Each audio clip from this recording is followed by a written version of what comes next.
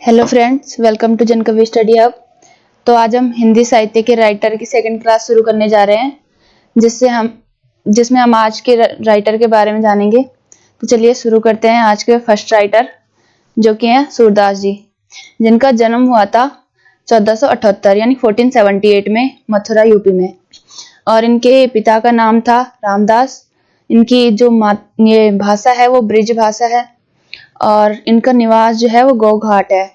इनके जो गुरु थे वो थे बल्लभाचार्य, और जो बल्लभाचार्य जी थे वो जो है सूरदास से 10 दिन बड़े थे। और जो इनकी जो रचनाएं हैं सूरदास जी की वो है साहित्य लहरी, सूर शरावली, नल दमयंती, ब्यालो, नागलीला, गोवर्धन लीला, सूर पच्चीसी, भ्रमर गीत।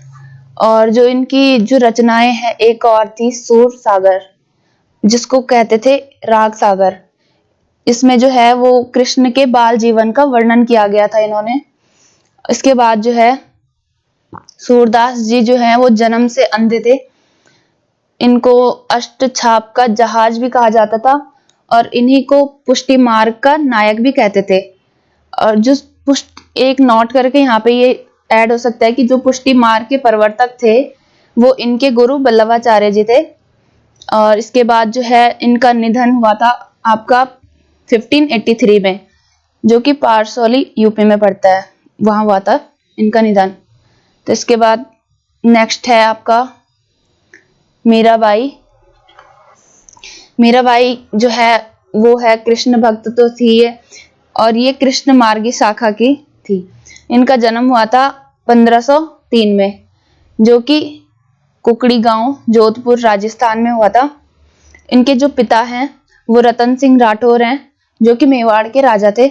जिनके पति थे वो थे भोजराज, जो कि महाराणा सांगा के पुत्र थे।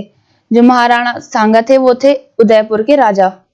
उसके बाद जो इनकी रचनाएं हैं राग गोविंद, गीत गोविंद टीका, राग सोरठे होना था इसमें पर। इसके बाद है नरसिंह जी का मायरा। और इनकी जो रचनाएं हैं उसमें जो प्रधानता मिलती है वो मिलती है श्रृंगार रस और शांत रस की सॉरी। उसके बाद है ये जो है मीराबाई, ये ज्यादातर गाती थी विरह गीत। और इनके जो गुरु हैं वो है रैदास या रविदास भी बोलते हैं इन्हें। उसके बाद ये जो है मीराबाई, ये हिंदी की पहली कवयित्री थी, और इनकी जो भाषा थी मूलतः वो राजस्थानी थी, और इनके जो भाषा में ब्रज भाषा का वो भी देखने को मिलता है। इसके बाद आता है नेक्स्ट रसखान।